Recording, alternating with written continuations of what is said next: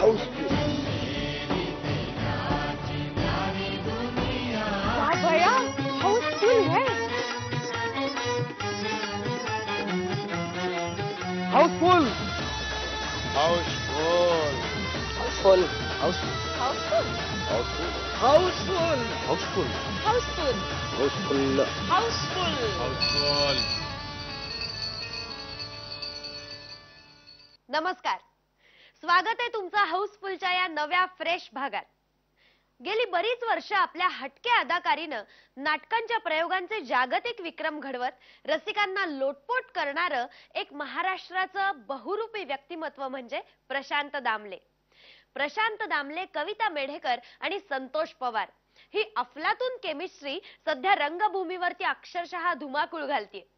चंद्रलेखा सादर करीत आहे वैभव परब लिखित आणि संतोष पवार दिग्दर्शित माझिया भाऊजींना रीत कळेना. बीडी जलायले अहो, आटपलं का तुमचं? माझ्या खिशात हात घालून पैसे काढायची परवानगी तुझ्या भावाला दिली कोणी? मस्त आहे रे बाब्या, मस्त आहे. काळ्या रंगाची असती ना तर आणखीन मस्त दिसली असती. काय बहीणच की कोण आहे एवढी गिफ्ट आणली भावानी? काही बोलते. हे घे, हे जातात बघ, 2 मिनिटात काळी होईल बघ. आता बघा. अरे काय बघा, ओ या ना लवकर. काय घेण्याचा कारभार सगळा. बाब्या, हे आपले पाहुणे बाजीराव निर्भवणे साहेब.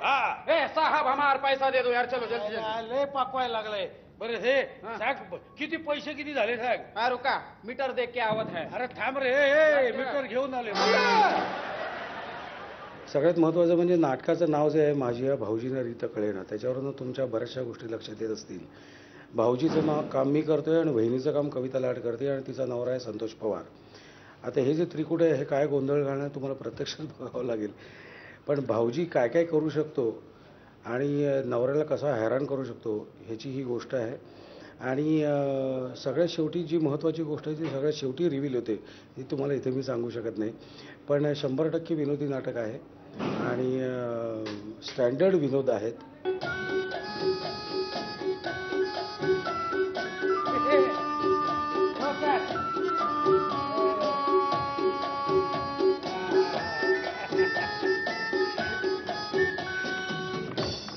नऊ वर्षांनी पुन्हा एकदा रंगभूमीवर काम करत असताना मला एकतर कॉमेडी नाटकच करायचं होतं, हे माझं ठरलं होतं. त्यातून प्रशांतबरोबर जर करायला मिळालं तर अर्थातच मला आवडणार होतं आणि तसा योगायोग, तशी संधी जुळून आली. अतिशय गमतीशीर धमाल नाटक आहे, सगळ्या फॅमिलीनी बसून एन्जॉय करता येईल असं. पॉइंट पेपरवर खोटी सही केलीस माझी, मला विचारायचं नाही वाटलं. आता काय विचारायचं? अरे साला, मला माझ्या घरामध्ये काय किंमत आहे की नाही? हेमोरदेव नवरा काय आज उद्या नाही म्हणजे काय भावाचं तसं नाही. भाव कसं नाच होतं, एकत्र वाटलेला असतो, एकत्र खेळलेला असतो. वहिनी वहिनी बांधायला घर बाहेर काढलं. वहिनी रडा, वहिनी रडा. नाटकाचं वैशिष्ट्य असं आहे, असं सगळं म्हणतात की माझी एक वेगळी स्टाईल आहे कॉमेडीची आणि प्रशांतजींची एक वेगळी स्टाईल आहे कॉमेडीची. तर ह्या दोन्ही स्टाईलचं एक छान कॉम्बिनेशन, एक छान सरळ मिसळ अशी एक चटकदार मजेदार अशी भेळ, पौष्टिक अशी भेळ लोकांना पाहायला मिळेल, चाखायला मिळेल, त्याचा आस्वाद घेता येईल. बाब्या पहिलं रडायचं बंद कर, उभा राहा उभा. यायला सारखं माणूस आणि सारखं रडायचं, याला काय अर्थ? काळं पाणी. या आणि बघा नाटक, 100% मनोरंजन. मध्या उखाणा काय घेतला? गमतीत घेतला. मध्या सांग माझ्यासाठी. बरं घेते. कॉलेजच्या तासाला इशय घेतला सायको. कॉलेजच्या तासाला इशय घेतला सायको. भाऊजींचं नाव घेते चंदुरावांची बायको. खूप खूप हसण्याकरता हे नाटक पाहायला जरूर या. झिंका चिक्का चिक्का झिंगा, धनकत धकत धकत तान, धनक तान तलंग धाय. चला बाज. तुम्हाला जर एक शांतपणे डोकं बाजूला ठेवून, सगळे विवंचना बाजूला ठेवून, आपली नेहमीचे व्याप बाजूला ठेवून, कामकाज व्याप बाजूला ठेवून मस्त निखळ असायचं असेल, निखळ करमणूक करून घ्यायची असेल, पण दर्जेदार विनोदावर छान असं मनसोक्त हसायचं असेल तर हे नाटक जरूर बघा. तुमचा वेळ आणि तुमचा पैसा सार्थकी लागेल याची गॅरंटी मी, प्रशांतजी, कविता मेडेकर आणि आम्ही सर्व कलाकार तुम्हाला देतो. धन्यवाद. दिसायतील वहिनी वहिनी वहिनी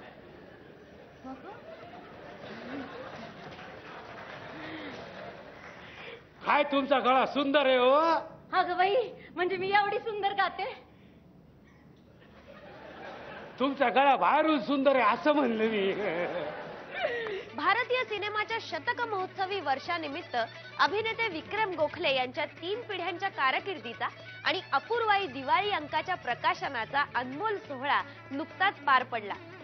सुधीर गाडगीळ यांच्या प्रश्नांना चोख उत्तर देत रंगत गेला अपूर्वाई प्रकाशन प्रस्तुत सोहळा असामी कसामी विक्रममी.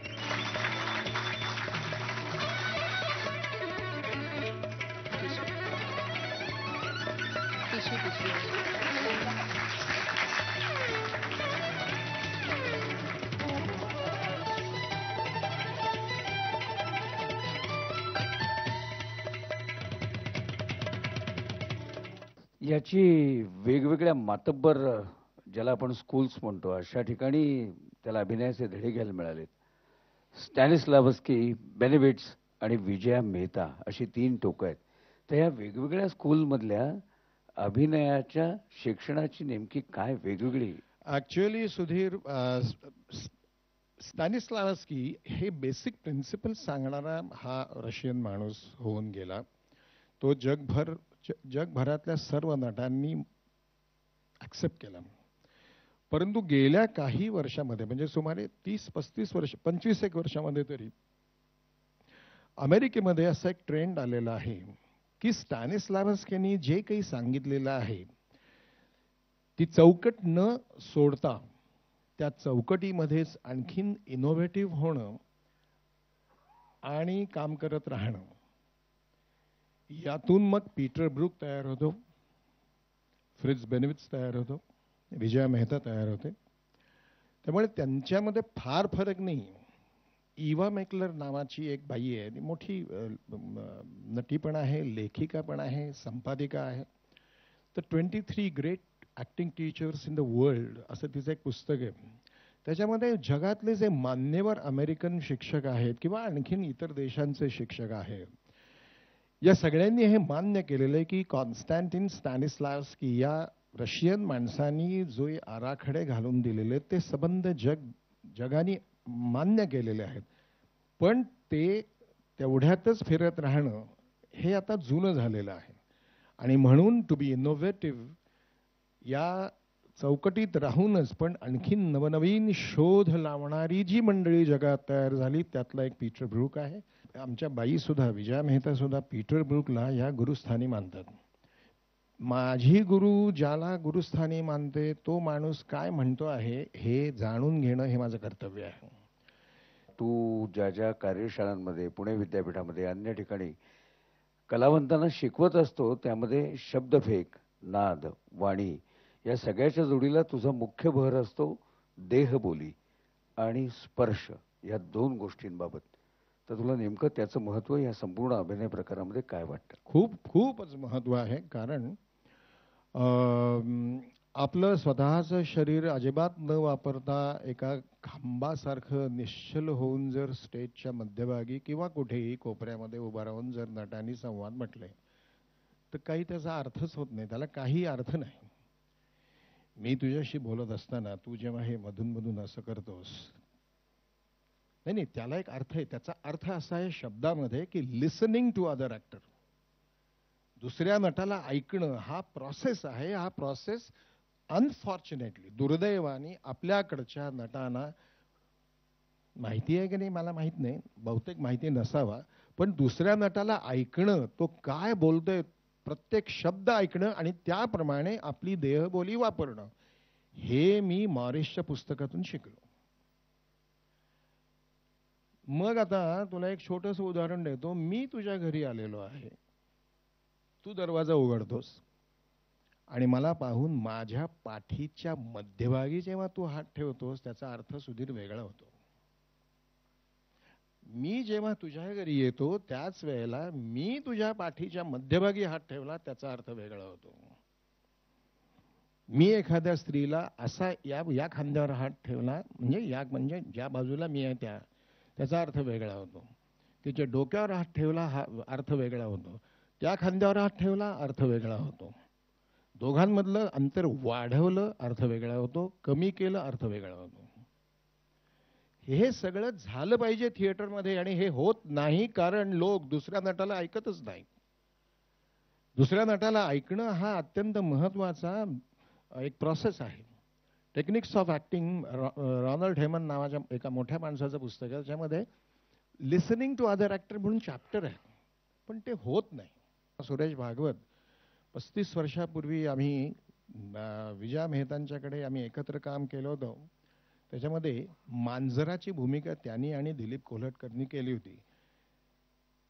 ते काय बोलतायत हे आम्हा माणसांना कळत नाही, परंतु आम्ही काय बोलतोय हे त्या मांजरांना कळतं. तेव्हा ते जे देहबोली वापरत होते ती अभ्यासण्यासारखी होती. ही 35 वर्षापूर्वीची गोष्ट मी सांगतो. I don't know whether Suresh has gone through Morris, पण देहबोलीला आपण शब्दांनी जे बोलतो त्यापेक्षाही अधिक महत्व आहे. मी तुम्हाला आणखीन एक उदाहरण देतो. मैत्रिणींनो, तुम्ही ते टेलिव्हिजन बघता, सिनेमा बघता, नाटकं बघता, किती बघता मला माहित नाही, कारण नाटकाला हल्ली गर्दी होत नाही. तुम्ही टेलिव्हिजन सोडून येत नाही बाहेर तिकडे नाटकामध्ये. परंतु तुम्ही जेव्हा जे काही बघता तेव्हा नटांचं काय होत असतं तर बघा मी अभिनय कसा करतोय म्हणून ते तुमच्याकडे बघतात. बघा मी कशी करते अभिनय म्हणून तुमच्याकडे बघते ती, म्हणजे कॅमेऱ्यात बघते, म्हणजे प्रेक्षकांच्याकडे बघते. हे मला आवडत नाही. इथे काहीतरी बोलायचं आणि इथे जाऊन उभं राहायचं आणि तिकडे बघून एक वाक्य टाकायचं. 50 वर्षापूर्वी ही पद्धत होती जी मला आवडत नाही. आता मीही अशा तऱ्हेने केलंय काम, पण मग इनोव्हेटिव्ह असण्याचा अर्थ काय होतो तर वाक्य बोलता बोलता how to use the space, the distance, how to manage the dialogues, how to time your dialogues, how to time your moments, याचं गणित बांधणं म्हणजे ज्याला अभिनय करतोय असं नाही वाटत बुवा, असं एक चांगलं विधान केलं जातं, त्याकडे वळणं असा त्याचा अर्थ होतो. तुमच्या अभिनय शैलीबद्दल अनेकांनी अनेक ठिकाणी लिहून ठेवलंय तुमचं स्वतःचं मत. मला असं वाटतं की मी अभिनय नाही करत. मी अभिनय न करणे म्हणजे अभिनय. म्हणजे माझ्या विद्यार्थ्यांना सुद्धा मी हे सांगतो की प्लीज डोंट ऍक्ट. अभिनय करून कृपा करून अभिनय करू नका. तर ते मी शिकलेलो आहे की अभिनय न करणे. अभिनय करायचं त्याचं काय काय होतं सांगतो तुम्हाला, अनुभव असेल सगळ्यांना. अभिनय करायचं म्हटलं की ते आता एरवी आपण असं बोलतोय आणि तुम्हाला वाक्य नाटकातलं स्क्रिप्ट हातात दिलंस की आणि मला असं वाटतं की मी असं वेगळा स्वर वापरणे, वेगळंच काहीतरी नाही करायचं, असं काही न करणं म्हणजे अभिनयाकडे हळूहळू जाणं. महात्मा फुले, रमाबाई रानडे, महर्षी केशव कर्वे यांनी शिक्षणाचं बीज भारतात रोवलं आणि पहाटेच्या किरणांनी ठिकठिकाणी भरू लागल्या शाळा. दिवसाच्या या शाळांचं स्वप्न उराशी घेऊन दिवसभर कामात गुंतलेल्या मुलांचं काय? त्यांच्या स्वप्नांना पंख मिळाले ते नाईट स्कूलचे. रात्रीच्या अंधारात प्रकाशाची वाट दाखवणाऱ्या या रात्र शाळांचा संघर्ष सिल्वर स्क्रीनवरही झळकलाय. वनमाळी फिल्म सादर करीत आहेत मानसिंग पवार दिग्दर्शित नाईट स्कूल. मी पुन्हा एकदा तुम्हाला विनंती करतो, कष्ट करून शिकणाऱ्या विद्यार्थ्यांचा विचार करा आणि जरा चांगला निकाल लावा. हा शाळा पाडून इथे मोल उभा करूया. दिवसा शिकणाऱ्यांनी काय दिवे लावले ते तुम्ही रात्री शिकून लावणार आहेत. मला शिकायची खूप इच्छा आहे.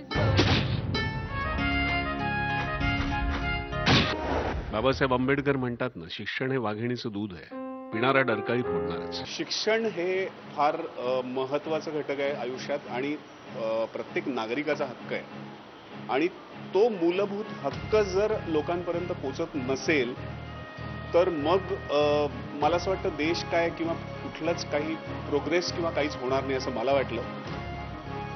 स्पेशली स्क्रिप्ट वाचून. म्हणजे मला नाईट स्कूल आतापर्यंत जे माहिती होतं ते रात्र शाळेची मुलं असतात ज्यांना दिवसभर काम करतात ती त्या रात्र शाळेत जातात आणि त्यांचं शिक्षण घेतात एवढंच माहिती होतं. पण त्या रात्रशाळेमध्ये प्रॉब्लेम्स काय असतात किंवा त्या मुलांचे काय प्रॉब्लेम्स असतात हे मला खरंच माहिती नव्हतं. आणि मला एका अर्थाने थोडासा सरप्राईज होतं की जेव्हा मी स्क्रिप्ट वाचली की अरे हे आपल्या डोळ्यासमोर आहे किंवा जवळ कुठेतरी नाईट स्कूल आहे आणि यातल्या काही गोष्टी आपल्याला माहितीच नाही. हे असले रिझल्ट राहिले तर एक दिवस गव्हर्नमेंटला रात्र शाळा बंद कराव्या लागतील. बाजी नाईट स्कूल मधल्या विद्यार्थ्यांना शिकवा आणि 100% निकाल लावून दाखवा. आम्ही सारे जिंकणार नव्या युगाचे नव्या दमाचे आम्ही शिल्पकार. या नाईट स्कूलच्या ज्या काही समस्या आहेत किंवा गरीब शाळा आहेत त्यांच्या काही समस्या आहेत त्या जर सरकारपर्यंत पोहोचल्या, सामाजिक संस्थांपर्यंत पोहोचल्या, श्रीमंत वर्गाकडपर्यंत पोहोचल्या तर या गरीब मुलांना चांगलं दर्जेदार शिक्षण मिळू शकेल आणि खरोखरच मग या चित्रपटाचा उद्देश साध्य झाला असं मला वाटतं. शिवाजी महाराजांकडे मोंगलांच्या विरुद्ध लढाई करताना कोणत्या होत्या हो सुविधा? खबर इच्छाशक्ती असेल तर दगडालाही पाजर फोडता येतो. नाईट स्कूल बद्दल बोलण्यासारखं पुष्कळ आहे. हे नाईट स्कूल मी जेव्हा काम करायला सुरुवात केली या फिल्ममध्ये त्यावेळेला मला असं वाटलं होतं की नाईट स्कूल म्हणजे नेमकी काय संकल्पना आहे. पण ही संकल्पना नसून हे एक वास्तव आणि विदारक चित्रण आहे असं मला वाटतं. आपण सगळे एका सामाजिक प्रबोधनातून नव्हे तर सामाजिक कर्तव्यातून एक ध्येय घेऊन किरण घेऊन उभे राहतो. इतकं देणं या सिनेमाने दिलेलं असं ठामपणे सांगू शकतो. आवर्जून नाईट स्कूल बघाच. दिवसा शिकणाऱ्यांनी काय दिवे लावले ते तुम्ही रात्री शिकून लावणार. तर अशी ही शाळा लावायची. माझं असं काय सगळ्यांना नम्र विनंती अशी की तुम्ही या नाईट स्कूल या चित्रपटात आयुष्यातले 2 तास काढा. हा 2 तासाचा जो नाईट स्कूलचा वर्ग आहे तो थिएटरमध्ये जाऊन अटेंड करा. आपण नक्की आयुष्याबद्दल खूप पॉझिटिव्हली बघायला लागू. कारण ह्या चित्रपटाचा विषयच पूर्ण बदल करणाऱ्या माणसांचा आणि ती माणसं जी आहेत ती तुमच्या आमच्यासारखेच आहे.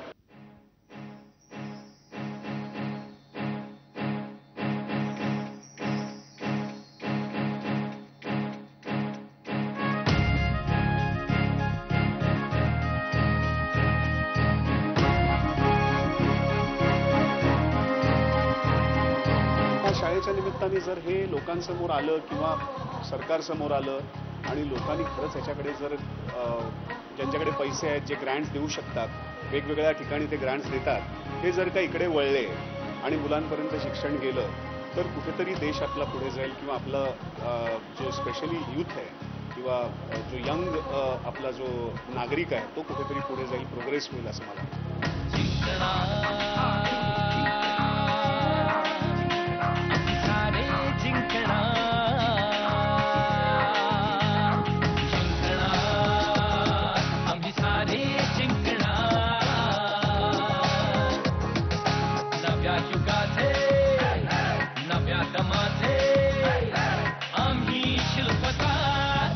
दिवसभराच्या कष्टानंतर रात्रशाळात रंगणारं हे मुलांचं विश्व तुम्ही सहकुटुंब पाहाल अशी आशा करूया आणि इथेच निरोप घेऊया.